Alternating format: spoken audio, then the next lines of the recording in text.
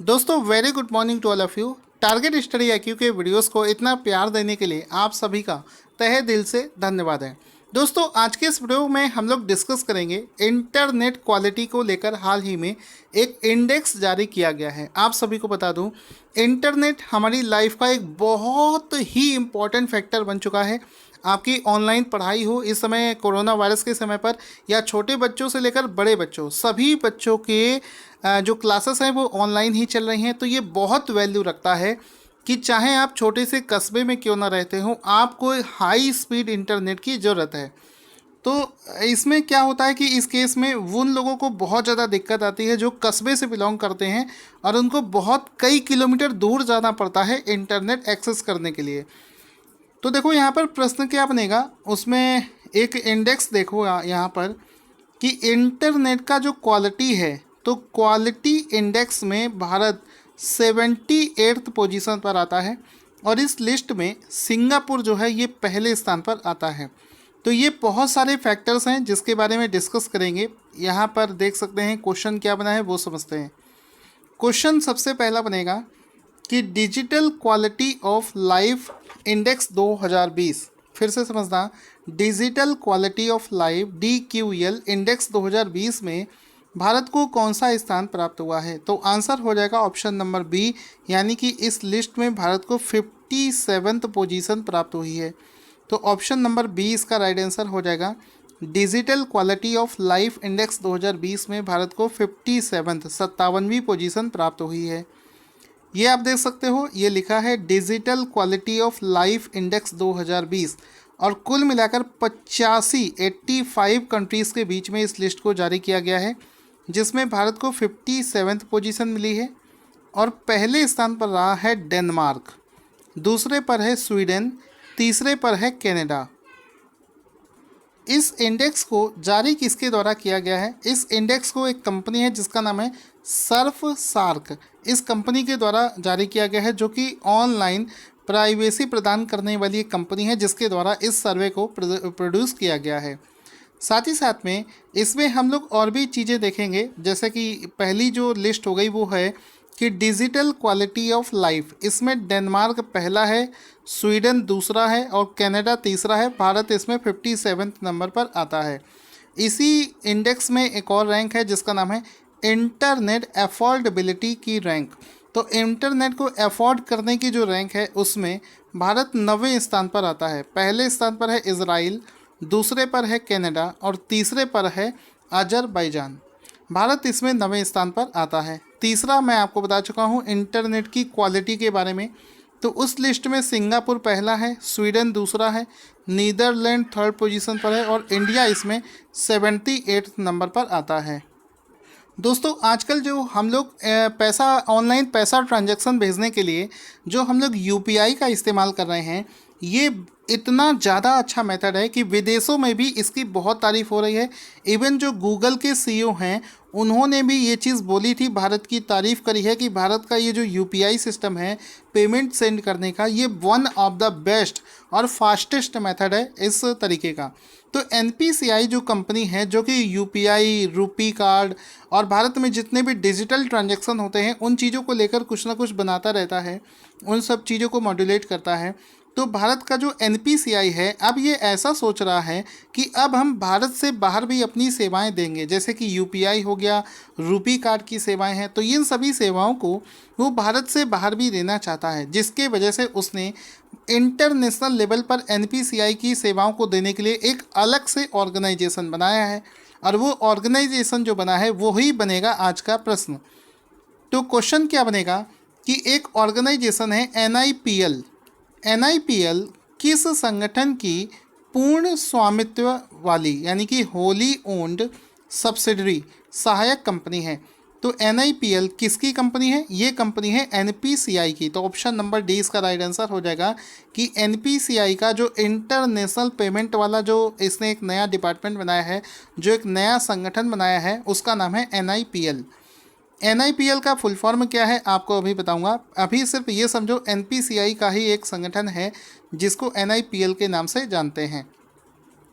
तो यहाँ पर देखो लिखा भी है सारी चीज़ें कि NPCI ने अपनी इंटरनेशनल विकास महत्वाकांक्षाओं के लिए NIPL की शुरुआत करी है। NIPL का फुल फॉर्म होता है, N का मतलब हुआ NPCI, I का मतलब हुआ इंटरनेशनल पेमेंट्स लिमिटेड। तो NIPL का फुल फॉर्म है NPCI, इंटरनेशनल पेमेंट्स लिमिटेड, ये इसका पूरा फुल फॉर्म हो जाएगा। NPCI के बारे में अगर डिस्कस करें तो NPCI में देखो, चूँकि ये क्वेश्चन NPCI से जुड़ा हुआ है तो हमें इसके बारे में भी पता होना चाहिए। NPCI का फुल फॉर्म होता है national payments corporation of India. इसकी स्थापना हुई थी वर्ष 2008 में। हेडक्वार्टर इसका मुंबई महाराष्ट्र में स्थित है। इस समय जो इसके MD और CEO हैं वो हैं दिलीप असबे, और इसके नॉन एग्जीक्यूटिव चेयरमैन हैं विश्व मोहन महापात्रा। इतना आपको पता होना चाहिए। अगला प्रश्न बनेगा कि ये जो नया ऑर्गेनाइजेशन है NIPL, इसके पहले CEO कौन बनाए गए हैं। तो NIPL का जो पहला CEO बनाया गया है वो बनाया गया है रितेश शुक्ला को। ऑप्शन नंबर ए इसका राइट आंसर हो जाएगा। रितेश शुक्ला को NIPL का नया CEO बनाया गया है। अगला क्वेश्चन है कि अक्षय ऊर्जा दिवस रिन्यूएबल एनर्जी डे किस दिन मनाया जाता है। तो प्रत्येक वर्ष 20 अगस्त को रिन्यूएबल एनर्जी डे मनाया जाता है। तो ऑप्शन नंबर 20 का राइट आंसर हो जाएगा। यहाँ पर अक्षय ऊर्जा का मतलब होता है कि प्राकृतिक साधनों से जो ऊर्जा उत्पन्न की जाती है, जैसे कि रिन्यूएबल एनर्जी क्या है, अक्षय ऊर्जा जो होती है ये प्राकृतिक संसाधनों से उत्पन्न की जाती है, जैसे कि सूरज की रोशनी प्राकृतिक तरीका है, हवा, बारिश, ज्वार या भूतापीय गर्मी, इन सभी चीज़ों से जो एनर्जी उत्पन्न की जाती है उसको रिन्यूएबल एनर्जी के नाम से जानते हैं। और अक्षय ऊर्जा दिवस प्रत्येक वर्ष 20 अगस्त को मनाया जाता है। दोस्तों अगला प्रश्न बना है एक मोबाइल एप्लीकेशन के लिए कि एंट्री लेवल की जॉब्स प्रदान करने के लिए किस कंपनी ने कोरमो जॉब्स ऐप को लॉन्च करने की घोषणा करी है।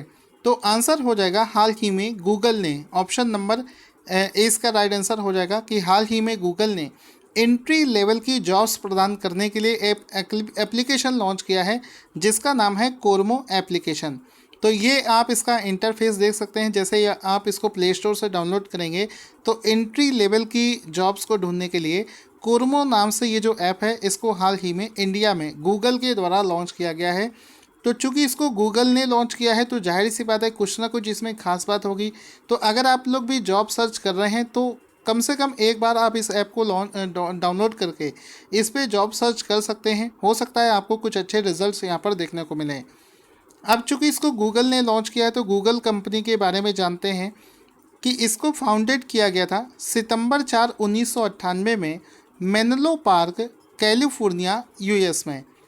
साथ ही साथ में इसके जो फाउंडर हैं उनका नाम है लैरी पेज और सर्जी ब्रिन।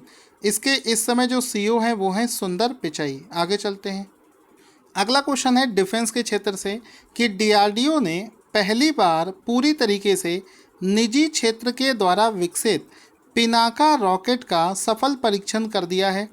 किस कंपनी ने इस पिनाका रॉकेट को विकसित किया है। तो क्वेश्चन अच्छे से समझना कि हाल ही में DRDO ने पहले क्या किया है कि पहली बार किसी निजी क्षेत्र यानी कि प्राइवेट कंपनी द्वारा निर्मित पिनाका रॉकेटों का सफल परीक्षण कर दिया है। और ये जो पिनाका रॉकेट है इसको किस प्राइवेट कंपनी ने विकसित किया है। तो आंसर हो जाएगा economic explosives limited. Option number 20 का राइट आंसर हो जाएगा। इकोनॉमिक एक्सप्लोजिव्स यूनिट इसका राइट आंसर हो जाएगा। तो option number B will be the right answer. अब इसमें आप देख सकते हैं ये देखो लिखा है Pinaka rocket successfully test fired in Pokhran. तो पोखरन में इसका सक्सेसफुली जो परीक्षण कर लिया गया है DRDO के द्वारा, और इसको पहली बार किसी देश की प्राइवेट कंपनी ने बनाया है और उस प्राइवेट कंपनी का नाम है इकोनॉमिक एक्सप्लोजिव्स लिमिटेड, जिसने इसको डेवलप किया है। तो DRDO ने जब इसको टेस्ट किया था तो इसने बिल्कुल जो लक्ष्य निर्धारित किया गया था उसको एक्यूरेटली हिट किया है, यानी कि ये सक्सेसफुली टेस्ट कर लिया गया है। DRDO के बारे में देखते हैं। तो DRDO बनाया गया था 1958 को। इसका हेडक्वार्टर है न्यू दिल्ली में। इसका मोटो है बलस्य मूलम विज्ञानम, यानी कि strengths origin is in knowledge. इसके लिए कौन सी मिनिस्ट्री के अंतर्गत ये आता है। तो मिनिस्ट्री ऑफ डिफेंस में ये आता है। इस समय जो इसके चेयरमैन हैं वो हैं G सतीश रेड्डी। आपको पता होना चाहिए। अगला प्रश्न है कि हाल ही में लुइस रोडेल्फो अबिनाडर को किस देश का नया प्रेसिडेंट बनाया गया है? तो आंसर हो जाएगा Dominican Republic. Option number A इसका राइट आंसर हो जाएगा कि हाल ही में डोमिनिकन रिपब्लिक देश का नया जो प्रेसिडेंट है वो लुइस रोडेल्फो अबिनाडर को बनाया गया है। तो ऑप्शन नंबर ए इसका राइट आंसर हो जाएगा। दोस्तों, चूंकि हमने ये वाला क्वेश्चन अपॉइंटमेंट वाला किया है, इस वजह से हम लोग जुलाई महीने के कुछ इंपॉर्टेंट अपॉइंटमेंट को जल्दी से रिवाइज कर लेते हैं। जैसे कि एक लाजर चकवेरा को किस देश का प्रेसिडेंट हाल ही में यानी कि जुलाई में बनाया गया था? तो मलावी देश का बनाया गया था। इसके बाद में था मिशेल मार्टिन किस देश के प्रधानमंत्री बनाए गए थे? तो आयरलैंड के बनाए गए थे। उसके बाद में किस भारतीय अंपायर को आईसीसी के एलीट पैनल में शामिल किया गया था? तो नितिन मेनन इसका राइट आंसर हो गया था। फिर उसके बाद में था कि जेनेवा में संयुक्त राष्ट्र में भारत के अगले राजदूत और स्थायी प्रतिनिधि किसे बनाया गया है? तो इंद्रमणि पांडे इसका राइट आंसर हो गया था। इंडियन ऑयल कॉरपोरेशन के नए प्रेसिडेंट कौन बनाए गए हैं? श्रीकांत माधव वैद। पावर फाइनेंस कॉरपोरेशन पीएफसी का नया निदेशक किसे बनाया गया है? परमिंदर चोपड़ा को बनाया गया है। आईसीसी ने शशांक मनोहर के इस्तीफा देने के बाद में किसे आईसीसी का इंटरिम चेयरमैन बनाया है? तो इमरान ख्वाजा इसका राइट आंसर हो गया है। उसके बाद में है कि किस देश के विश्व के नंबर 1 बैडमिंटन खिलाड़ी लिन डैन ने संन्यास की घोषणा करी थी? चाइना। फ्रांस के नए प्रधानमंत्री कौन बनाए गए हैं? जीन कॉस्टेक्स। ठीक है। उसके बाद में COAI के नए महानिदेशक कौन बनाए गए हैं? तो SP कोचर। उसके बाद में आप देख सकते हैं कि क्वेश्चन बनेगा हॉकी इंडिया के कार्यवाहक प्रेसिडेंट कौन बनाए गए हैं? तो ज्ञानेंद्रो निंगमोम। तो ये क्वेश्चंस हम लोगों ने रिवाइज कर लिए हैं, क्योंकि हम लोग धीरे धीरे रिवीजन भी करते चलेंगे तो इम्पोर्टेंट रहेगा। अगला प्रश्न बनेगा कि दिल्ली मेरठ क्षेत्रीय रैपिड ट्रांजिट सिस्टम यानी कि regional rapid transit system RRTS के नाम से जिसको जानते हैं, दिल्ली से मेरठ के बीच में एक RRTS डेवलप किया जा रहा है, जिसके विकास के लिए एशियन डेवलपमेंट बैंक द्वारा भारत को कितनी राशि प्रदान की गई है? तो आंसर हो जाएगा $1 बिलियन।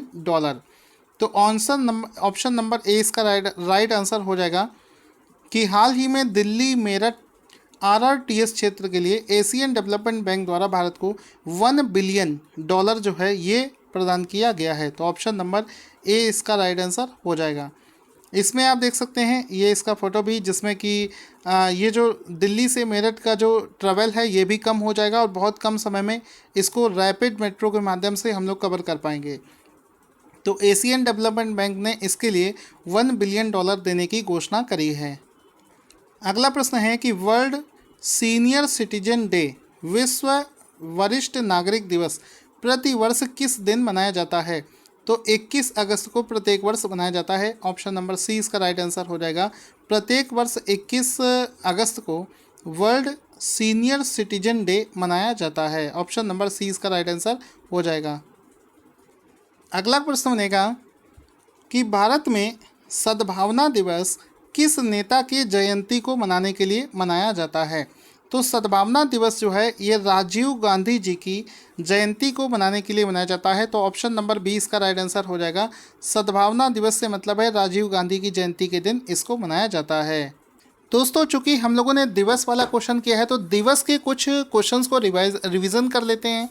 जैसे कि इंटरनेशनल एस्टेरॉयड डे किस दिन मनाया जाता है? 30 जून को मनाया जाता है। ठीक है। National doctors day most important question है, ये एग्जाम में बहुत बार पूछा गया है। नेशनल डॉक्टर्स डे 1 जुलाई को मनाया जाता है। वर्ल्ड UFO डे 2 जुलाई को मनाया जाता है।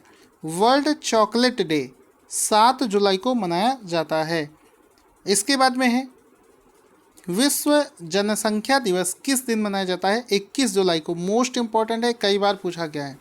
विश्व मलाला दिवस 12 जुलाई को मनाया जाता है।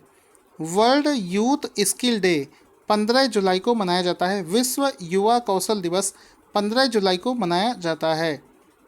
इंटरनेशनल चेस डे किस दिन मनाया जाता है? 20 जुलाई को मनाया जाता है। वर्ल्ड इंटरनेशनल जस्टिस डे 17 जुलाई को मनाया जाता है। नेशनल ब्रॉडकास्टिंग डे किस दिन मनाया जाता है? 23 जुलाई को मनाया जाता है। कारगिल विजय दिवस किस दिन मनाया जाता है? 26 जुलाई को मनाया जाता है। इस बार यानी कि 26 जुलाई 2020 को कारगिल दिवस की कौन सी वर्षगांठ थी? ये 21वीं वर्षगांठ मनाई गई थी। फिर उसके बाद में है कि सीआरपीएफ का कौन सा स्थापना दिवस हाल ही में मनाया गया है? तो 82nd मनाया गया है। हेपेटाइटिस डे किस दिन मनाया जाता है? 28 जुलाई को। वर्ल्ड नेचर कंजर्वेशन डे 28 जुलाई को। इंटरनेशनल टाइगर डे 29 जुलाई को। तो देखो हम लोगों ने 1 मिनट से भी कम समय में पूरे जुलाई का रिवीजन भी कर लिया। World day against trafficking in person 23 जुलाई को मनाया जाता है। तो फटाफट से रिवीजन भी इसका हो गया। दोस्तों आज का क्वेश्चन जिसका आंसर आपको देना है कि हाल ही में मध्य प्रदेश सरकार ने चंबल प्रोग्रेस वे का नाम बदलकर किसके नाम पर करने की घोषणा करी है? जल्दी से कमेंट बॉक्स में अपना आंसर लिखना ना भूलें। Thank you for watching this awesome video.